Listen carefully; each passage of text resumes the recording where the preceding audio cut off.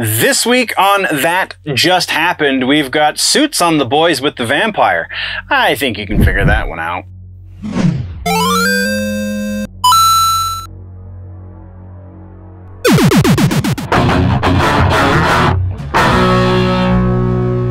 Yeah, reviews for lazy people. These are the things that I got around to doing this week, or viewing or digesting and doing the things. Not in the notes right now, but I did want to make a music thing real quick. I finally got around, I believe it was released like 2 months ago, so not the oldest thing we've talked about on this show, but I finally got around to listening to the new Necro Panther EP, and it's fantastic, so go listen to it. I'm drawing a blank because, again, it's not in the notes for this episode.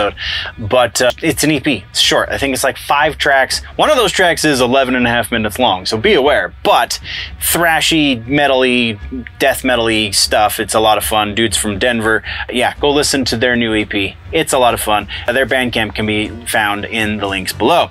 So, the actual notes for the episode. We're going to start things off with Interview with the Vampire because I'm finally all caught up now that we're 1 episode away from the end of season 2.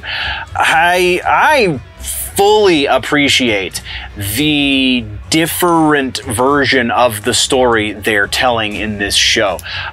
This is not, absolutely not the same story from the books. It's very similar. It, like George Lucas says, rhymes like history does, but it is not the same. It is not verbatim, and nor should it be, because it's that version of the story exists. That version of the story is fantastic. There's no expanding on it. There's no improving. There's no making it better.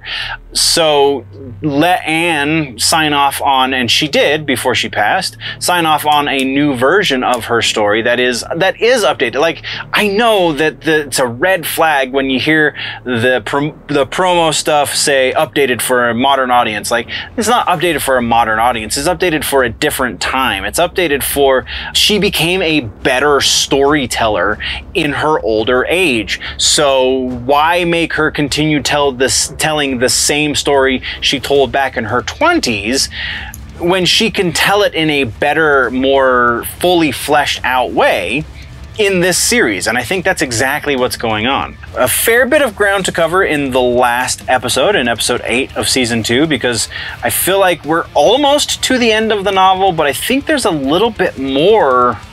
It's been so long since I read the book that I can't remember exactly what happens after the trial of Louis and Claudia, but there is a bit more, there's a bit of a chunk more after the trial. So this episode, we're still in the middle of the trial, technically speaking. Yeah, be very interesting.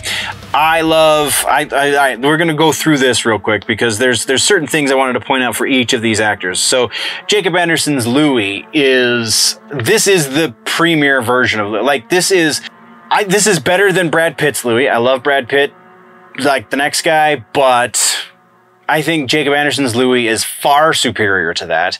It leaps and bounds and light years beyond the Louis from the Queen of the Damned movie. That's because Queen of the Damned was hot. But that's because Queen of the Damned was a hot mess. But as far as, like, even the literary version of Louis, the Louis from the book, I think this is a stronger version of that character. It's a very different version of that character. He doesn't come from France. He comes from New Orleans. Or no, I guess the original Louis came from New Orleans too, just a few hundred years previous to the Louis we got in this one. But still, like, I think that updated version is a more robust character, is a more relatable, more fleshed out. And Jacob Anderson's doing incredible things. I continually forget that the dude is from the UK. Like, he's got like a Brixton style accent. Like, he sounds like Dizzy Rascal almost when he's talking. It's that kind of thing. It's not quite as thick as Dizzy, but still, it's that kind of accent. And he does the Southern accent fairly well. As far as what's the girl's name? Because they recast the girl that's playing Claudia. Where is it? Delaney Hales. Her accent comes through a little bit. She's not doing the best with the Southern accent, but I think that her version of the relationship with, oh, and I'm gonna forget her companion's name because that one didn't make it into the notes, but her relationship with the older woman companion that they make, which is part of the reason they're on trial. Not spoiling anything because that's kind of the motivation for the second half of this season, and the book is 40 years old at this point, so you're fine. But her relationship with the older woman vampire that she has Louis make for her, you get a little bit more. It's not even necessarily that like it's better or anything. You see it more. There's more of an impression of time there, and it's I think that is an exceptional way to tell this story. I think this is the better version in a lot of ways. I still definitely have some issues with the sexualization of these vampires, the overt, I guess, sexualization of these vampires, because sex for vampires in the books is a little bit more abstract. It's when they feed on each other, because they say that, you know, their bodies basically become useless in that regard once they're given the dark gift. But in this series, it's definitely not the case. So I think that's an unnecessary change. I think there's a lot of great metaphor that can be implied there, even the modern social gender politics, like that can still come through with the original framing of the way these vampires show affection for one another. You don't need to make it dirty, I guess is where I'm going with that. So yeah. Who else are we talking about? Sam Reed's Lestat. Oh my God. Even like, I'm laughing out loud at Louis' memory of Lestat, the nagging bit of Lestat that still sits in the back of his head when he thinks Lestat is dead. I'm loving that bit of Sam Reed. And Sam Reed, again, accent-wise, Sam Reed is Australian, and he does this like Western European, the Germanic kind of accent very, very well. It doesn't sound British. There are a couple of moments where he almost sounds like he's got some sort of British accent, but never sounds like an Aussie. And he's an Aussie, so very well done. Dude is legitimately, when I was reading the books, all of the books that involve Lestat, this is the way I pictured Lestat. I mean, he had super white blonde hair and not the kind of almost strawberry blonde that we see with Sam Reed, but still, aside from that, this is exactly how I picture Lestat. Voice is a little different, but that's neither here nor there. But yeah, Sam Reed's Lestat. So he plays the memory version of Lestat differently than he plays the actual version of Lestat. And I think to be able to find that kind of nuance in this character who is so brash and big and brazen it speaks volumes to his ability as an actor. I think that is amazing in and of itself, and the season is worth a watch, if for no other reason than to watch Sam Reed do that, because it's very, very well done. And then Eric Bogosian is playing Daniel, who is the chronicler for this one, to make a Wise Man's Fear reference. Daniel in this, so they change in the book. Daniel's younger. I think it's really interesting that they're paying homage to that in this story, in that this is technically the second time that Daniel has sat down with Louis to get Louis' story. The first time is when he was much younger, which plays out a little more similarly to not exactly what happens in the book, but a little bit what happens in the book, because, I mean, he attacks Daniel at the end of the book, at the end of the interview, and that's kind of how their first interaction ends, is, not to give too much away there, but like, there's some similarities to be drawn. So I think it's really interesting that this is almost what would have happened if the original book were written today, I think, is kind of the way this story is being told. And I think that's super freaking interesting. Eric Bogosian is fantastic. There are definitely a lot of times in this where Eric Bogosian feels like he could be, there are definitely times in this where he feels like he could be Anthony Bourdain's like brother to a certain degree, just the way he carries himself. And then I didn't write his name down, but the guy who plays the younger version of Daniel, because we see him a lot towards the second half of this season, did a very fine job of like studying Bogosian and seeing, you know, certain nuances, to a point where if you watch the after episode interview with the actors and the people involved with making it, the special snippet thing, even Jacob Anderson, when he was acting in scenes with the guy who's playing the younger Daniel, he even noticed like certain things, like that's the way Eric does it, you're so much like Eric, blah blah blah. That definitely comes through, not I think as well as maybe Jacob Anderson feels like it does, because you get hints of it, but it's not anything overpowering. And then Asad Zaman, who plays Armand, there's a point where the Talamasca operative, I can't remember his name, the Talamasca operative sits down next to Daniel and tells him that he, you know, says to him, you're afraid of Armand, you should be afraid of the other one. Well, the way they're playing this, yes, Jacob Anderson's doing a very good job with Louis and kind of giving us hints about Louis's power and the fact that Armand is a little bit submissive to him. I'm going to touch on that very slightly, because when you see Armand, like, he does not come across as any kind of submissive. Even when you have Louis in the same scene, like, they're almost fighting for the power, which could be intentional. I'm not saying that's not. It's very enjoyable to watch. But this Asad Zaman kid who's playing Armand has a very great sense of poise and elegance, which you would associate with Armand at this point in his life. He definitely doesn't look like he's 17 years old, but I mean, he looks like he might be in his early 20s at the youngest, but that's forgivable. It's great. And there's a certain elements that you are expecting them to change that they don't change, but they don't change outright. I guess how you get to that point, the path is a little bit different, but the end result is still the same. So I think that's been artfully done as well. I just cannot gush enough about Interview with the Vampire. That's kind of all the big things I wanted to touch on. There's a lot left to cover with this last episode. I'm kind of hoping it's going to be a 2-hour season finale, but we shall see. That's what we got though from Interview with the Vampire. Let's move next to The Boys. Boys came out 2 weeks ago, so we now have 4 episodes, because the first week dropped the first 3 episodes. So now episode 4 has come out, and all right, so this is a different situation than Interview with the Vampire, just because this has a lot more behind it, obviously, the years of comic books, and then you have, this is season 4, not season 2. So we have a pattern that we have established with seasons 1, 2, and 3. And season 3 kind of started to shift that pattern. So what was being established with seasons 1 and 2 is subversive. This is not only a deconstruction of superhero, which we've seen plenty at this point.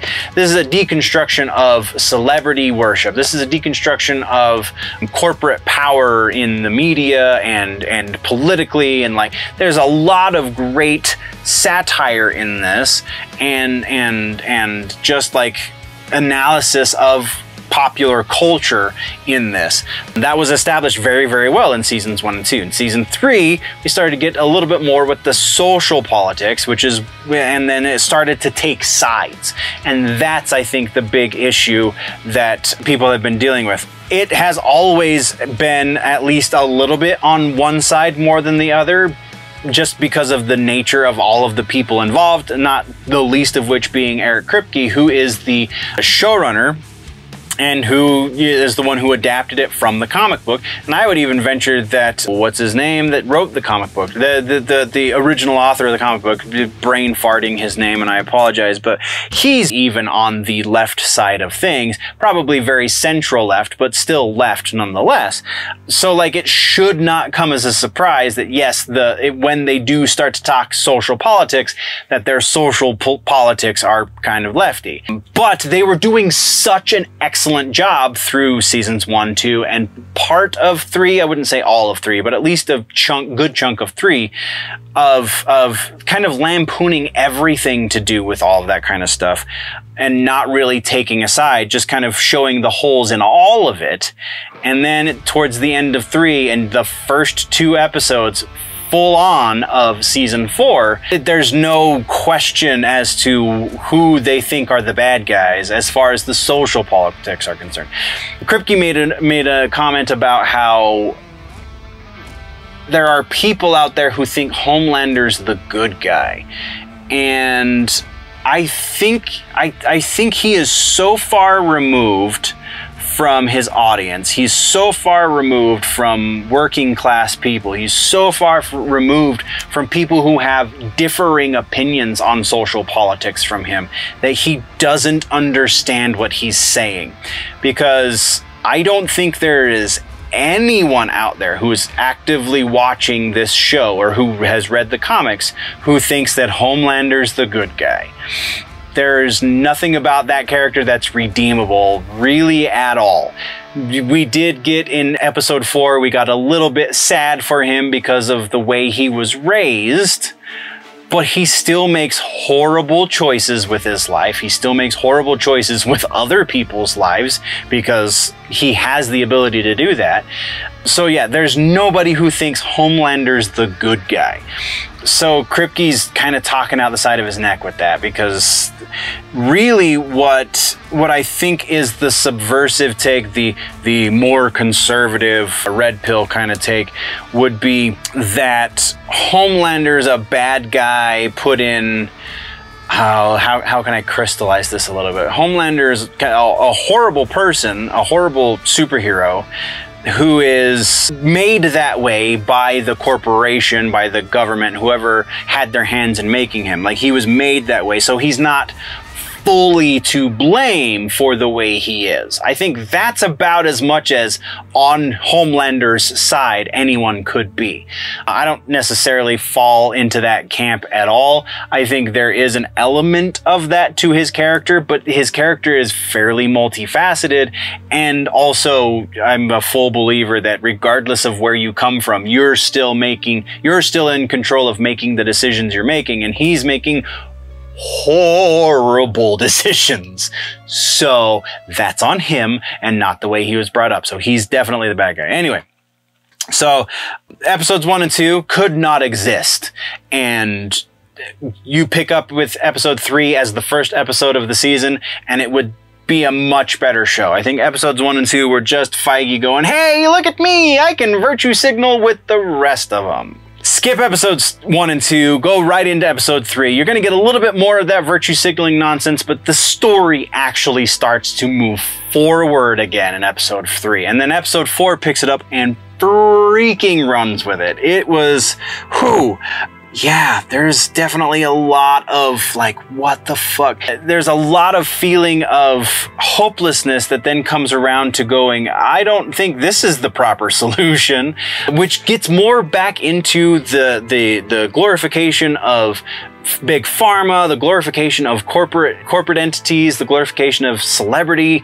All of these things definitely come into play again once you get past episodes 1 and 2. There's a certain element to one of the celebrities, Firecracker, that I think he definitely played in a horrible way as far as the script is concerned, Eric Kripke being the he, in that the people in the real world that Firecracker would be directing her venom towards, would be directing her poison, I guess not venom, but poison, towards the red staters, the MAGA hat wearing Trump voters, is who he's, specifically Bible thumping types, is who he's specifically pointing out as her fan base.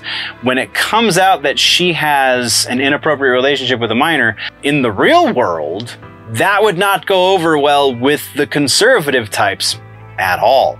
They would pay lip service to the fact that she is forgiven, but she would no longer have sway. She would no longer have celebrity associated with her name if that was the case in the real world. And so I think that's one of the bigger missteps that he's made as far as trying to do the social politics thing with this otherwise great superhero breakdown. So what else was there about season 4, episodes 1, 2, 3, and 4? I think that's about it. Yeah, these people don't really exist. So that's what we got on that one. Let's move over next to a show that's not new by any stretch of the imagination. It's called Suits. It's on Netflix right now, and I just started watching it, and I'm in episode 9 right now of season 1.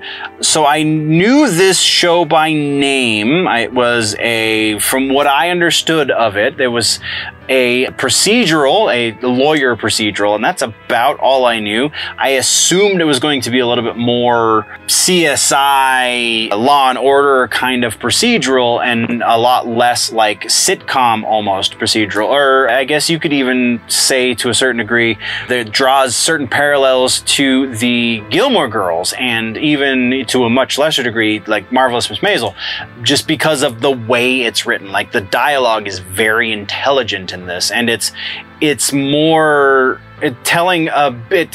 You get more of an overarching story throughout the season than you do with other procedural shows, because procedural shows almost could be anthological in nature and it wouldn't make much difference. Each episode self-contained unto itself, because that's just the way they function. This show, though, there is a larger story being told, and I think that's very intelligent of a procedural to do. That's what Supernatural did, and Supernatural went for 15 freaking years. So yeah, that's absolutely a good way to go about it.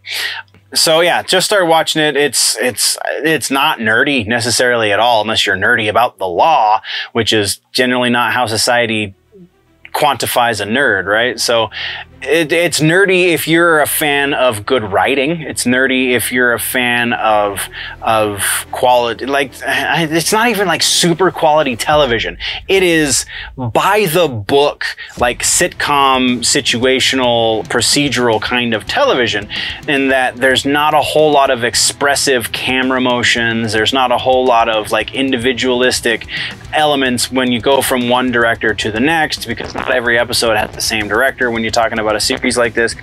Just none of that stuff exists. This rests solely on the performance of the actors and the quality of the writing, and both of those things excel very much. So I don't know, that it's if you're looking for something that's going to be just a little bit more than background noise, you don't want to start anything that's going to have a lot of gravity to it as far as the entertainment that we digest, because generally speaking, like House of the Dragon, that's some heavy stuff. You got the heaviness that is involved with The Boys. You have the allegories in all of these things, that just everything that generally is associated with nerd culture. There is a deeper meaning. There's something there. That's why we get so nerdy about it, is because we self-identify with these deeper meanings. We self-identify with these characters, with these archetypes, etc., etc., etc. So if you're looking for something that's a lot of surface level stuff, but still quality as far as acting and writing is concerned, I gotta say, Suits is a good one to go with. Again, I'm only in season 1, so it could get worse from there. Yes, I know Meghan Markle's in it, but she is a tertiary character, generally speaking. And as far as I understand it, she leaves the show after like season 3, and I'm pretty sure they're in like season 9 now, maybe even more so. But yeah, still a good show. Definitely would recommend watching it when you're between things or don't want to get too deep into something at this current time. So that, I believe, is everything we got for this week's That Just Happened. Thank you very much, nerds, for joining me. We'll see you in the next one. Before we go, always remember that if it's generally nerdy, it's probably here, and that just happened.